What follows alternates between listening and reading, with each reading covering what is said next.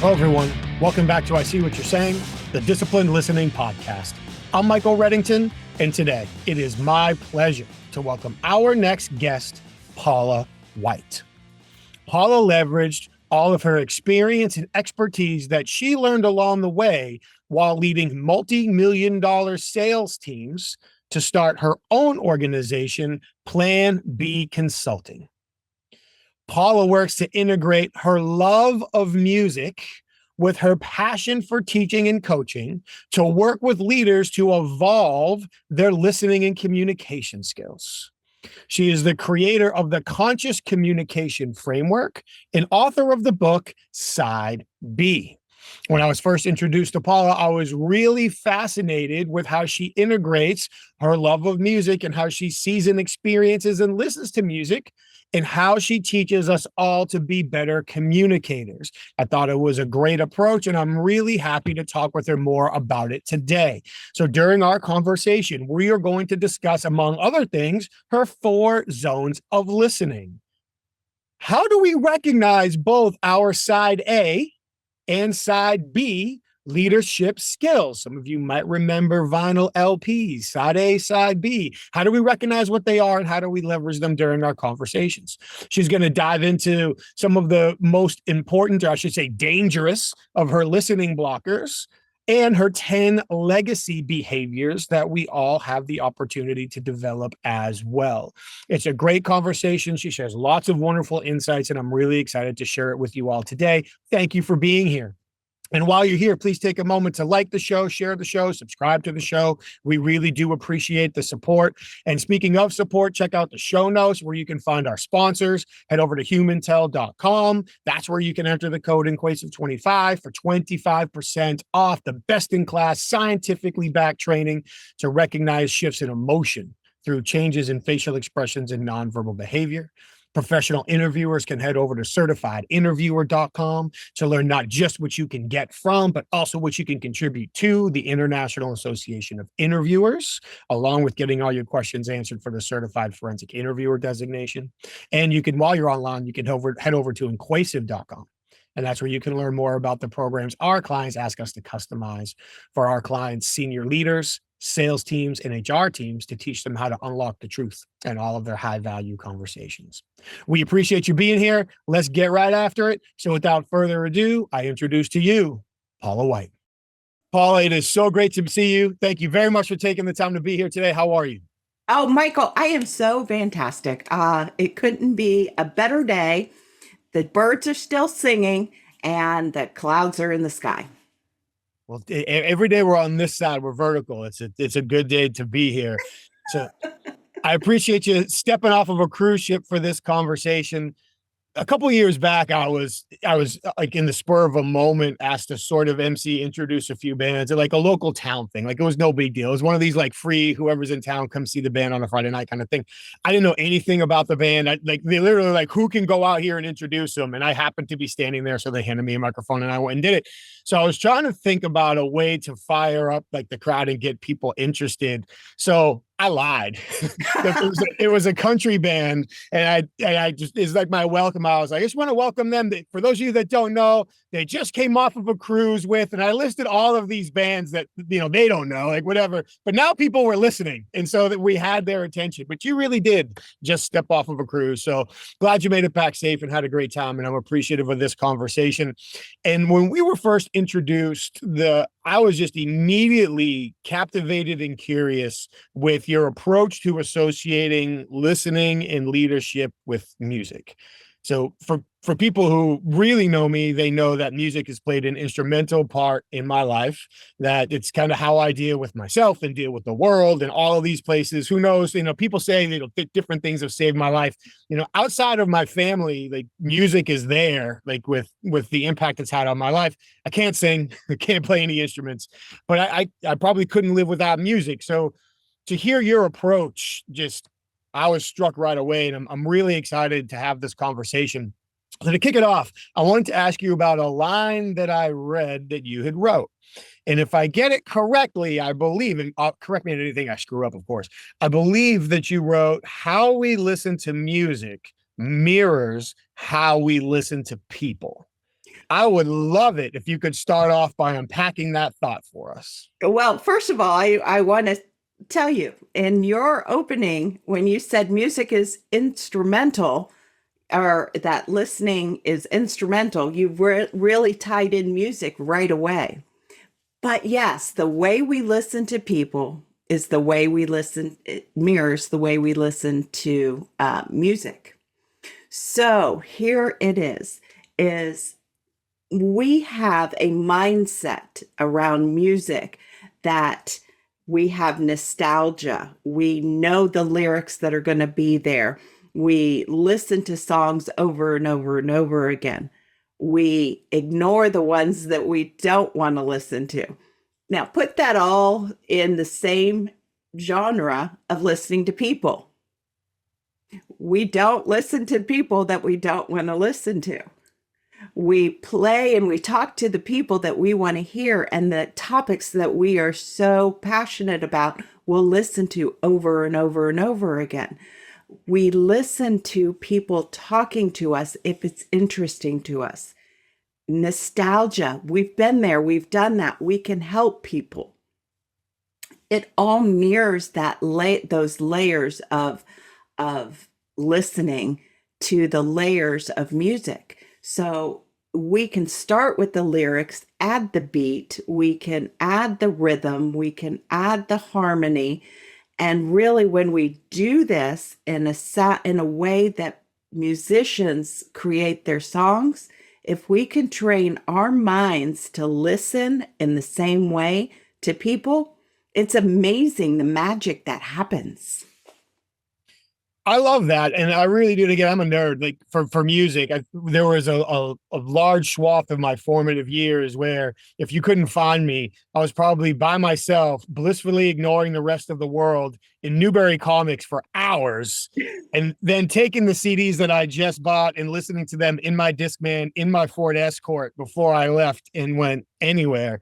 Anybody from New England is hopefully laughing at the Newberry Comics reference, and anybody from the 90s is hopefully laughing at the Ford Escort reference.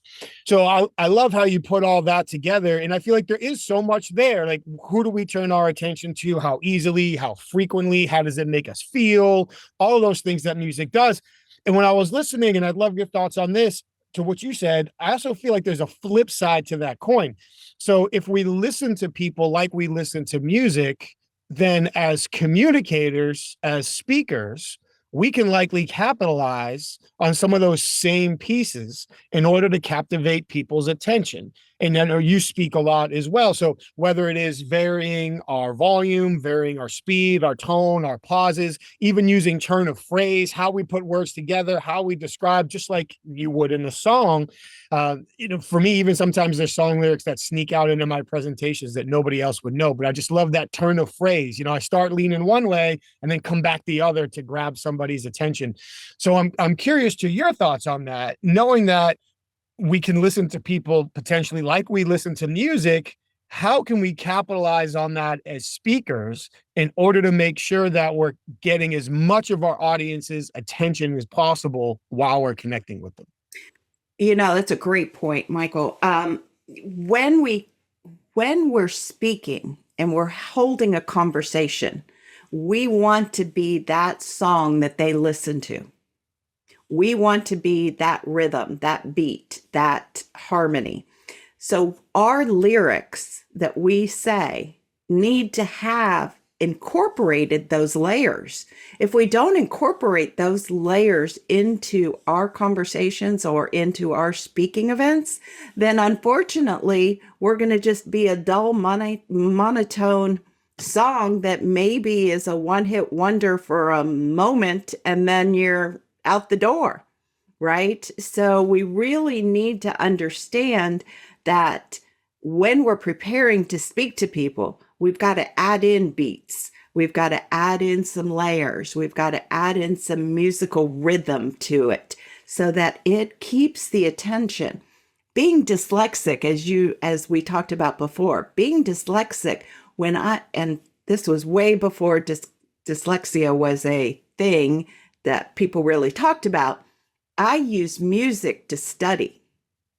I used music to pass my test. and to talk to people, because I would talk in a rhythm and my tone would be very rhythmic. So we could do that as speakers as well. It's another great point. And I had other things, not dyslexia, but other things I was dealing with. And sometimes even to maintain focus while studying, I would do the same thing. And I think it was my dad that oddly gave me this idea. He's given me lots of great ideas, but I'm going to attribute this one to him, which would be kind of odd because I don't think he listened to music as much as I did. But by using music to study, when I was taking the test, by recalling the songs, I could then do a better job putting myself back in the mental and emotional state I was when I was studying, which therefore made it easier to recall the information and hopefully pass a couple tests once in a while. Hopefully was always the key. Yeah. Pass a few of them, enough to at least graduate and figure out what to do next. So Right. again, I'm fascinated by the perspective there, and I'm sure you run into it too. There's lots of people that approach listening or communication or whatever it is from different angles. But you were the first person I talked to that really dove into this whole correlation to music, and I love it. So you have in your book, is it the 4 zones of listening? Did I say that right? Yep, you sure did, because I we was zone in and zone out. I had a conversation with Graham Bodie not too long ago, and I was so thrilled when he told me that in their research, they found that even the best listeners zone out roughly 25% of the time in conversations. I was like, oh, thank you so much. Like now I feel better because I absolutely do zone out. There's no two ways around it. So you gave me a little bit of self-esteem back with that statistic, Graham. I appreciate it. But I would be grateful if you could please walk us through, in as much detail as you want, go in any direction as you want, but if you could please walk us through your 4 zones of listening. Absolutely. So when we were growing up, we were taught, this is how we were taught to listen. Listen to your parents, listen to the police, listen to the people, listen to your elders, your teachers, those were the words that were used to teach us to listen. I don't think we've ever really been taught a framework around listening. And so the 4 zones is a framework that I put together with a neuroscientist and a psychologist and some musicians so that I could get this all put together. So the first zone is the background zone. And I equate this to elevator music. You know, when you go into the elevator, you're hearing just the music, if you're even paying attention to it, right? So the background is like when I talked about this morning, the birds are chirping, things that we may miss, but that zone is specifically for listening to yourself. That zone is for you to get your focus on, to get your work done, and really not participate with other people. And I understood this to be because I was working and really focused in on doing some work for the listening. And my son's coming in and talking to me. And I would say, that's nice. And he goes, Mom, you're not listening. And I said, why do you say that? And he said, because when you do, you have a canned response. So I'm going to challenge your listeners to find out what their canned response is when they're in the background zone, when they're focused on themselves. Do you want to know what yours is, Michael?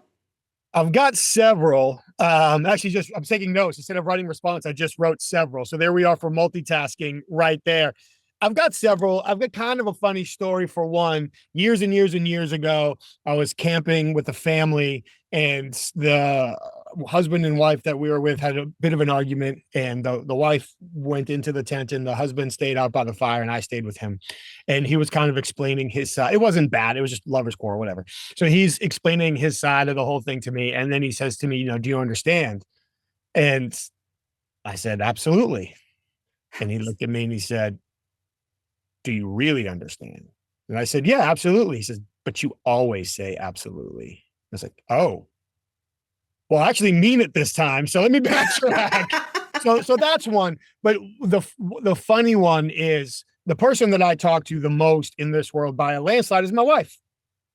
And that is both in person and on the phone. Like if you were to look at my phone records, there's 27 calls to my wife versus one to everybody else combined. Like I'm not a super social person. She's the person I talk to the most. Condolences to her, of course. So sometimes when I slip into that zone, if you will, with other people, I go to give a canned answer that I would give to because I'm used to talking to my wife. So it's not necessarily a canned answer to her, but it's something common that we would say. And maybe who did I do this with? I'm going to have to try to remember who I did this with. But I had an awkward moment with a woman on the phone, and it was somebody that I knew. Why can't I freaking remember who it was? But at the end of the conversation, because I was multitasking and I'm talking to a woman, I said, I love you. And as soon as the words left my mouth, I was like, oh, shit. And I started apologizing, and she laughed. She's like, no, it's fine. I get it. I'm like, the only other woman I speak with is my wife. So it was just habit, whatever. And so, yeah, so those are a couple. That's funny. So each zone has their positive and negative. So background, focus, individual, it's meant for you. Negative, don't bring anyone into this because you will have a canned response. And I'm just going to go at a high level because I go into these very, very deeply in my workshops.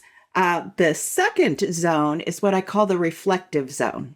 So think of those songs when you were on a hot summer day back in, you said the 90s, or back when you were sitting by the pool.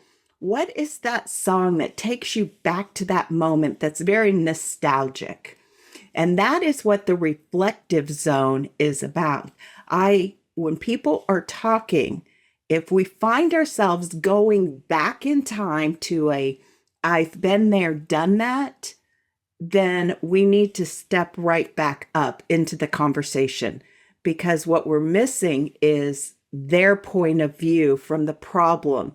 And I call this reflective zone the problem-solving zone as well, is because we're there to help someone solve a problem and not give them our experience of a problem. So we really we find ourselves going back in time, been there, done that, do this, rather than listening to see what they have done.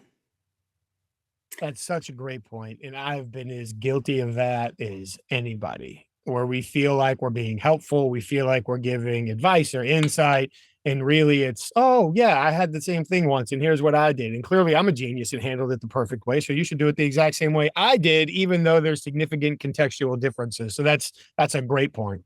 Yeah. So that's the nostalgic, and then the active listening zone, I equate to your playlist, right? You have something on your playlist, you want to listen to it, you go to it all the time. This is the most popular zone that we're all familiar with, right? We've been taught to listen with empathy, listen with understanding, active listening is all of this. But we still hold biases. We still hold biases when we're talking to people. So the active zone is when we're present, but we're not fully present. We can still have a bias. We still have one of the 15 listening blockers that I have. We're thinking of other things. We're thinking of the grocery store we need to go to after work because somebody we've skipped on our playlist to the next song. We want people to move right along, right? And then the fourth zone is what we have come up with here, and it's the conscious listening zone. This is where there are no biases, no listening blockers, and we are 100% fully present. Now, we cannot do this all the time. It is next to impossible. But this is where we hear a new song by our favorite artist, and we are 100% engaged. We want to hear every moment of that song. And like when we're at a concert, we want to be fully engaged with the band. So this conscious listening zone is really great for creative moments, for brainstorming, for critical conversations, for negotiations. Those are the kinds of places that you want to use this conscious listening zone. And I tried this at one of my speaking events, and it was really amazing. I put on a song and I asked people to listen for as many instruments as they could count. And then I went around and told a story. Nobody heard my story. They all gave a number of instruments. So they were fully present with that song. And that's how we can practice that conscious listening. Like that. I like that a lot, especially when you talk about picking out the instruments, the amount of focus and detail that it takes. I'm trying to think about how long I've been really into music, but at some point I became really good friends with a couple of guys who played guitar, and just hanging out with them and listening to them play guitar and talking to them about how they listen to music really got, because one of the questions I asked them was like, so you and I are listening to the same song. So right now I'm listening for the beat, I'm listening for the pace, I'm listening for changes, I'm listening for the lyrics. Like I'm getting the emotional connection to this. Like when you listen to this, are you listening in meter? Like, are you listening to the notes? Like, are you listening to the key? Like, is it different for you? And we talked, it depends on the song and the mood and, whatever, all those other things that they were talking about. But it got me to start picking out, okay, well, there's the bass track and there's the drum. Okay, that's the hi-hat. They've got two guitar players in the band, but where's that extra sound coming from? Did they layer that in after? So it kind of got me there. But you're right. The amount of focus that it takes to do that, you have to put everything else aside and to listen to somebody without judgment, and to try to allow ourselves to be surprised and learn something new requires us to get to that level. But it takes so much energy, which I think is probably the most frequent excuse people use not to do it. Like, I don't have the time. I don't have the energy. It's too hard work. Well, then you don't get the reward. You don't get the reward, and people don't understand how to do it. So we've got to teach people how to get into that frame, that mindset, that frame of mind to be fully present. Because when you're not, you're missing out on so much content and emotion and really connectedness. And if we think about this in a sense of business, think of when customers call into customer service, and customer service is, oh yeah, I can fix that, da da da da da da, or no, that's not our policy. It's very generic. But if we actually go into the fact of listening to them like we're listening to a lyric, our customers, what the reward is for our customers, and then where are they going to recommend, and where are they going to continue to buy from? Yeah. Great points. So you mentioned we've got to teach people how to get there. Right. We've got a short conversation. I know it's a terribly nuanced and in-depth process, but from your perspective, what are some of the highlights for how we can teach people to get to that conscious listening zone? Well, first thing is we've got to listen, and Stephen Covey says this, we've got to listen from a place of understanding, right? And if we can listen from a place of understanding, then what we're doing is we're putting ourselves into their position, right? Into their shoes. We've got to get rid of all the noise, the chatter in our head, the noise that's surrounding us. And we also need to get rid of everything that is mentally blocking us. Our next appointment's coming up at 1:00. This is coming up. We need to just set all that aside. So our environment. And then we've got to get into a place of curiosity. So check our environment, curiosity, and a place of understanding. Those are the three places I would say to first start. All three of those are so critical and so spot on. All too many times, especially leaders who are busy, have conversations at a time that's convenient for them, or at least inconvenient for them, either at whatever environment they find themselves in, or whatever environment is convenient to them, not the person that they're actually speaking with. They're not focused on the conversation. They're focused on trying to end this conversation to get somewhere else, which is entirely different. Time is the enemy of empathy. You can't do those two things at the same time.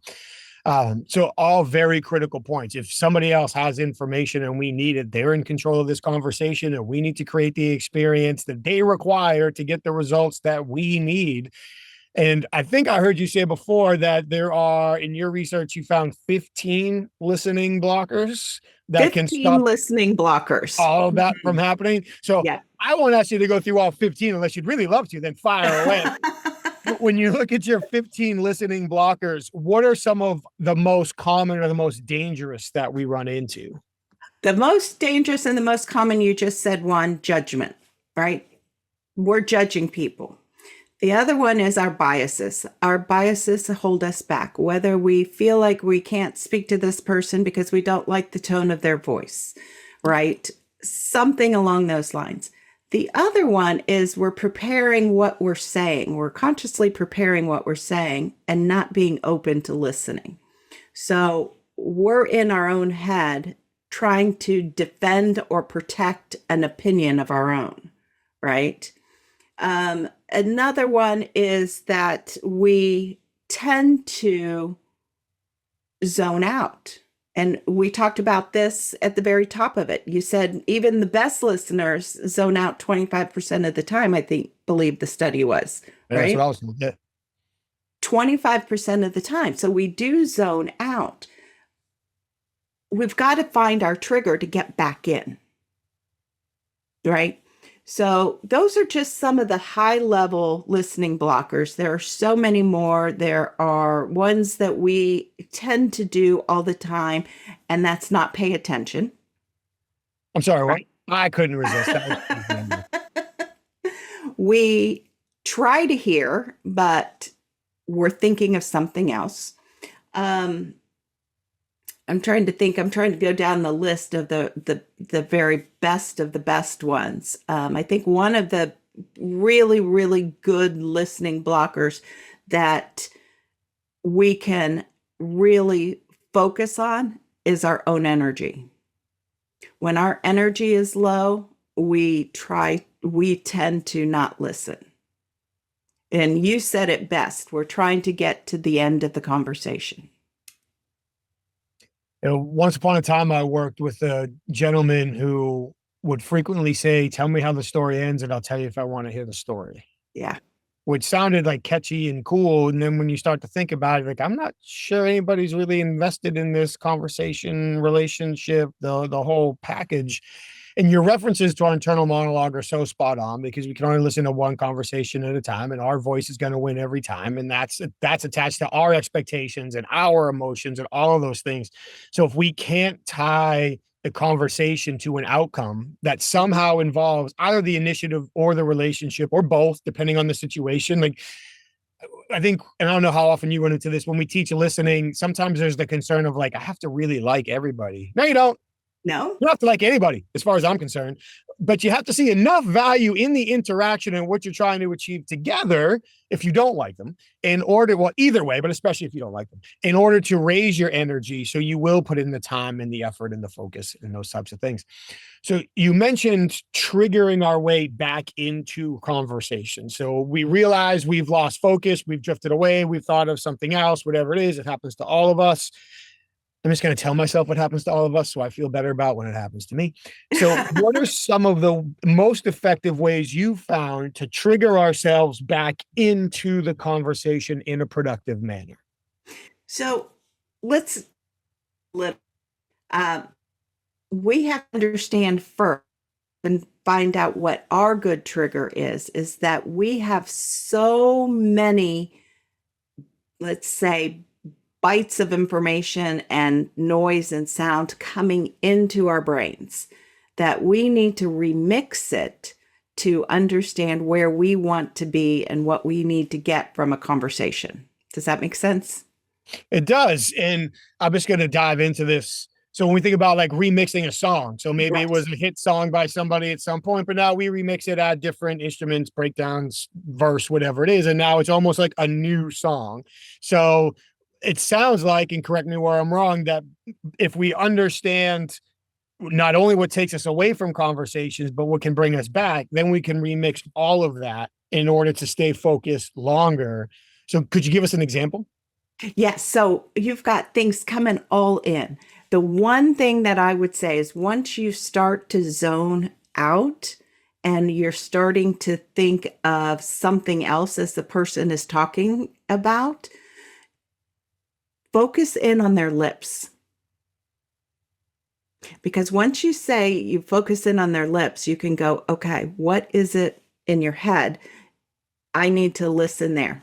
The other thing are typical things that you've heard over and over. Take a note, take a drink of water, pause yourself for a moment. But if you find yourself back, the first thing you need to understand is to come up with a statement of, I am so sorry. I apologize. I didn't hear what you said. Could you repeat that? Because once you say that, then you're fully back in. Yeah, I like Sometimes it's easy for people when they have a piece of paper in front of them, just a piece of paper. They don't have to write anything down, or even your finger. I've noticed that sometimes when I start to zone out, if I just put an X, draw an X with my finger, I'm right back in because it distracts me from my mindset of zoning out and zoning back into X marks the spot. And that's the person that I'm speaking with. I like that. And regardless of whether making the X or not works for anybody else, I love the illustration that we all have our quirks, our ticks, our mechanisms, our things that work for us. My buddy, I guess I'll use his first name. Maybe he'll listen to this and he'll know that I'm making fun of him a little bit. But my buddy Wayne, that I used to work with, talked that he took a class somewhere and they worked on memory, and he was told that, like, in order to help remember things, put them someplace. So like he would go to, like, if his wife was telling him pick up 5 different things at the grocery store, as he was going through the list, he would like touch his nose and touch his ear and touch his hand, and like that's where he was putting those things. So this one time he and I are out together and he starts touching like his face. I'm like, dude, what the hell are you doing? And he starts laughing and explains the whole thing. But it doesn't matter what works. It just matters that it works, and that it works for each individual. I found I'm sorry I missed that. Can you repeat it for me? Works well. But I found in working with some people that they're hesitant to do that in new relationships. Like, I don't want to admit that I just zoned out because I don't want them to think that I don't care, I'm not paying attention, I'm not lazy. Right. In those scenarios, we found success with echo questions or parrot questions, whatever somebody wants to call them. So Yeah. if you were having a conversation and I zoned out on you, which I promise I'm not doing, then if like I come back in and I hear you say something like in the next 6 weeks, then I just look at you and smile and say 6 weeks. And then usually what happens is you go a little bit backwards before you start going Go forwards again. forward. And Mm-hmm. just that half a step backwards gets me back in the direction I needed to be. And as you go forwards, I can come up with an intelligent follow-up question, hopefully to fill in any important gaps. And that way, especially in the new relationship, I don't have to be as vulnerable or as open to potential judgment to say, I'm sorry, I missed that one. That is correct. And you are 100% accurate. And I love the way that you framed that, because the way that I would I would have framed that particular is that's where your curiosity comes in, Yeah, right? You know, oh, tell me more, you know. sure. I like that one too. That one, it's all tools in the toolbox. So like Right. based on the context of the situation, the relationship, the goals, go to the right one that works at the right time. I absolutely agree with that. And I feel like for me too, trying to stop myself from zoning out is trying to listen for like trying to allow myself to be surprised. Like something in here is going to surprise me. So if I feel like I might get surprised, I'm more likely to stay engaged. If I feel like I know how this song ends, I'm more likely to zone out because I've heard it so many times before. It's just naturally playing in my brain. Right. Or you're on a playlist. Exactly. It's naturally playing. So you just want to go right to the next song. Yeah. Yeah. Been there, done that, did that, know how to work it. That's the nostalgic zone or the reflective zone. I like the illustration. So to keep the music metaphors going, when you talk about leadership as well, you talk about A side and B side. Yes, I And do. talking to somebody who started listening to music on records and then cassette tapes, I actually know what A side and B side is. But And I'm going to cough for a second. Hang on. I apologize to everybody. But even going back to like 45s, or I think back in my day, we would call them like the 7-inch singles, where you got a couple songs on the front and a couple songs on the back. Like generally, as you illustrate in your book, the songs on the front were supposed to be like the hit songs, the popular songs, and the songs on the back were almost filler. Like we got to give them something else. So maybe this song on the back didn't make the cut. It wasn't on a previous album. We still have it from another recording session. We got to do something with it. So we're going to put it. And you list examples in your book. Some of them actually turned out to be hit songs. Some of them become forgotten. But is your approach to leading, again, I would really appreciate it if you could walk us through your perception of our A side and our B side leadership behaviors. Absolutely. So for me, I want to call it a double A side, right? Because I think we need both. We need to balance both. Think of your A side, or your side A, as they call it, 1942, when RCA developed the 45, put that out there. Side A was the hit. Side B was the filler. It wasn't until the DJ started flipping the songs over, or the records over, that they termed it the B side. So with your side A as your hit songs, think of that as your resume tools, your negotiation skills, your business acumen, all of those things that you need to have listed on a resume to get looked at, to get ready to go. This is what I'm good at. Flip over to the B side, and those are your communication skills, your people skills, all those ways that we tend to call them soft skills, but they're really the hard skills, in my opinion. Your listening levels, your how you connect and build relationships. You really have to have both if you're going to be successful as a leader. A lot of leaders say, I'm good at this is on my resume, this is what I'm great at, but they don't have the people skills. So they lose a lot of their teams. They lose a lot of respect. They lose a lot of trust. They lose a lot of the relationships as they climb the corporate ladder. All of a sudden, they're in the C-suite and no one's knocking at their door. But people are afraid to speak to them because they have all these A-side skills. We have to have those human skills, our B-side, to be able to balance it so that we can grow relationships, build trust, build respect, have respect, and therefore our results will flourish. I like that. And as you mentioned, I feel like on those A side skills, the resume based skills, those are often the things that are formally taught and incentivized. Yes. So that's where people tend to really focus. But then on the flip side, we're told all the time, EQ is more important than IQ, and your listening is very important. How do you connect with people? How do you make them feel? And all those things are true, but they get deprioritized. My personal belief is because of the lack of formality, the lack of incentivization. We all know people that have reached very high levels of leadership in their career who are terrible listeners, who are average communicators at best, but they have the education, they've put up the numbers, they can say the right things in a social political setting way. Maybe they are good negotiators in certain situations. And being a good negotiator doesn't necessarily mean you're a good communicator. Those things can be completely separate.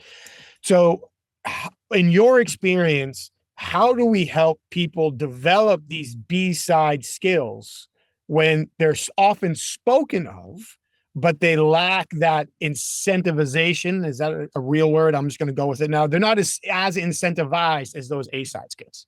Well, interestingly enough, you say they're not as incentivized, but they are the ones that incentivize our results. So if our results are poor, rather than putting in another goal or another uh, another goal or another workshop on the sales process or the marketing process. Rather than doing that, let's start coaching on listening. Let's start coaching on how to hold conversations. And I don't mean negotiations. I think negotiations are amazing, but let's talk about negotiations in conversations and how we listen. Let's talk about how to do that, and let's hold how do we communicate. So when I speak of your side B, there are ways that we communicate with people that we don't even know that are inherently within us. Sometimes it comes from a place of curiosity. Sometimes it comes a place from passion. Sometimes it comes from a place of courage. But whatever's inside of us is what we need to focus on. And I relate 10 of these skills to band members, right? So I know I'm going off track here a little bit, but Go. it is so fascinating that if you think of a drummer, think of a drummer's position. They're sitting in the back. What is the goal of the drummer? Keeping the beat. They're keeping time. Keeping the beat, keeping time, moving the song forward, right? How does a business person on side A have that forward thinking approach? How do they complement that with their side B personality? They complement that by being curious. They're a curious thinker if they're a forward thinker. I like that. And again, years ago, I worked with a group and they were co-leaders of the organization, and they referred to themselves as Mr. Today and Mr. Tomorrow. This one guy was far more focused on what are we doing today, and the other guy was kind of more of your visionary. You get him anywhere near a whiteboard and a couple of markers and clear your schedule for the next hour and a half, because we're going to be here talking about all these great things that we could be doing down the road. So I feel like that's a great correlation there. So these were your 10 within the legacy-based behaviors. Is that right? Yeah. So what are some of the others of these legacy-based behaviors that can be, again, associated with this B side? So lead guitarist is passionate. So think of them with their guitar riffs, right? So they're out there riffing their guitar. They're speaking to you through passion. And the vocalist is optimistic.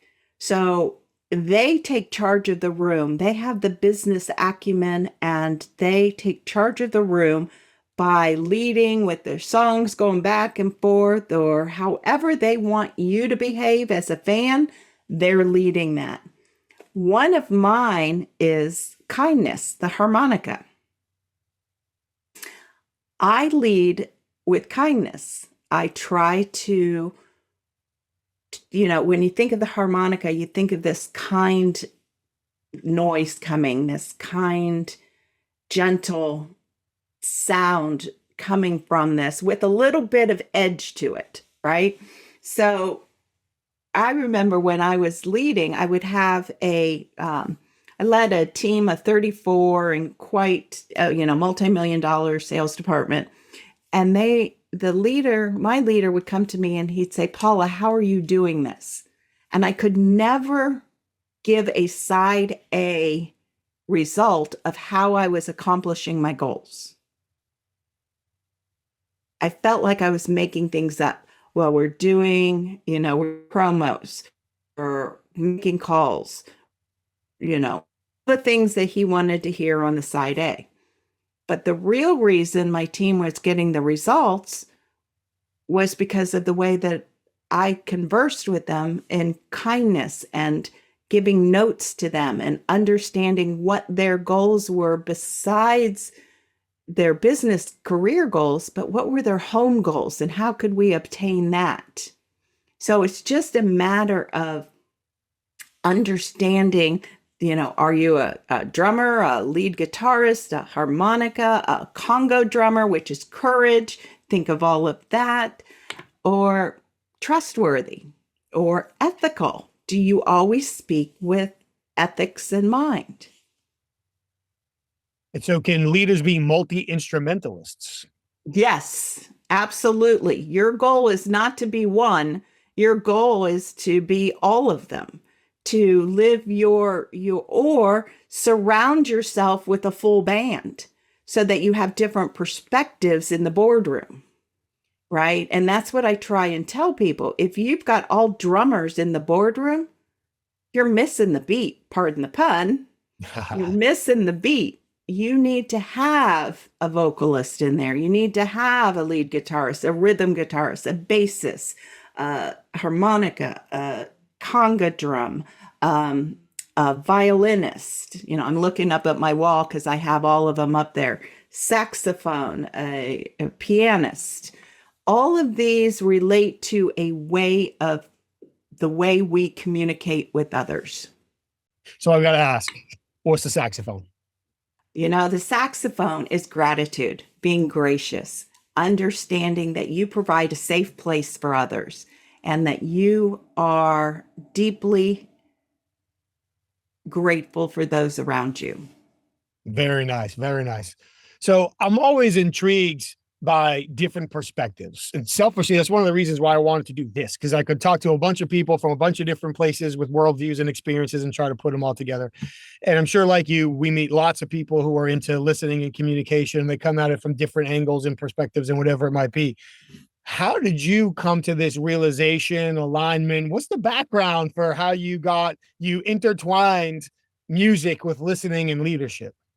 And great question, Michael. So here it is. Back in 2018, I was very, very stressed in sales, and my doctor actually was a little concerned, and he said, "Okay, just take some time, go do something for yourself, and you need to do that once in a while." Because I was working probably 12, 14-hour days nonstop. Because as you know, in sales, once you hit a number, great, pat on the back. What are you going to do for me today?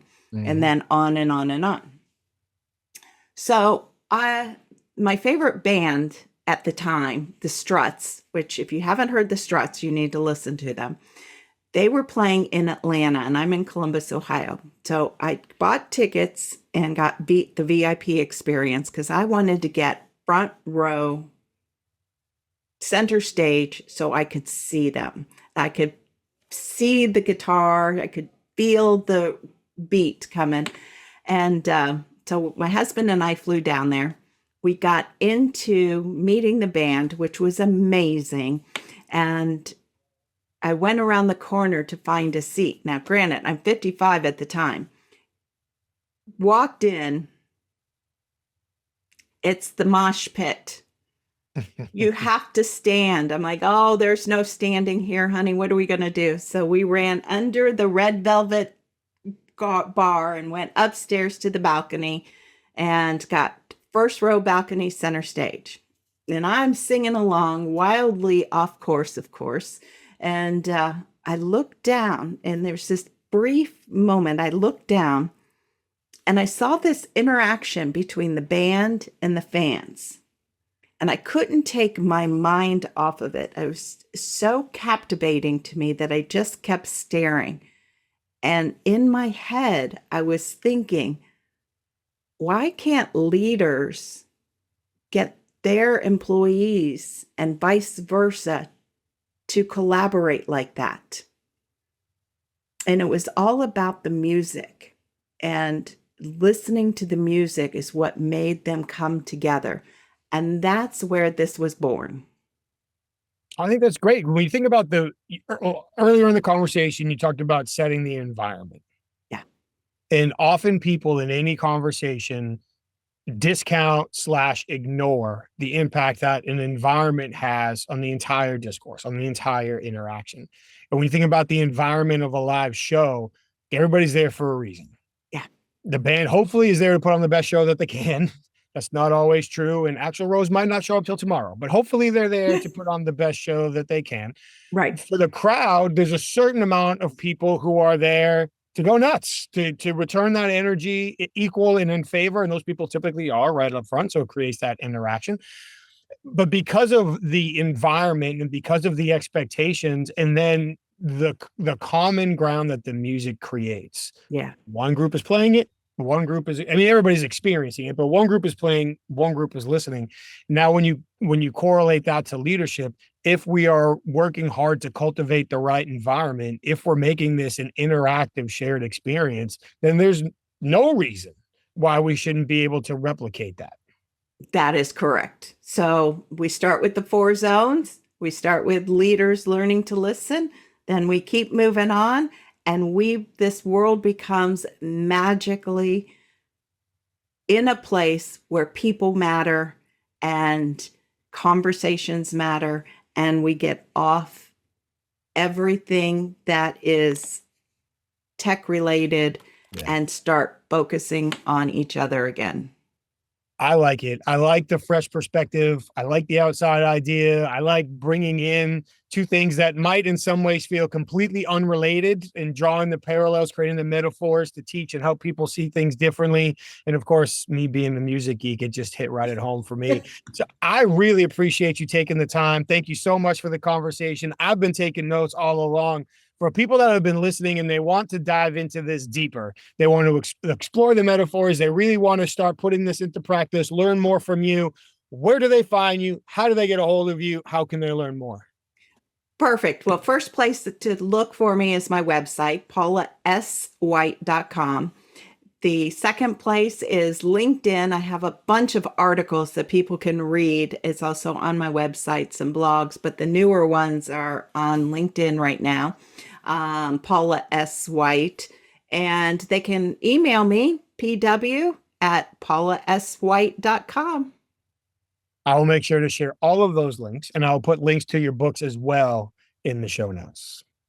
Fabulous. Well, Michael, it has been my pleasure because I love the passion that you have around listening.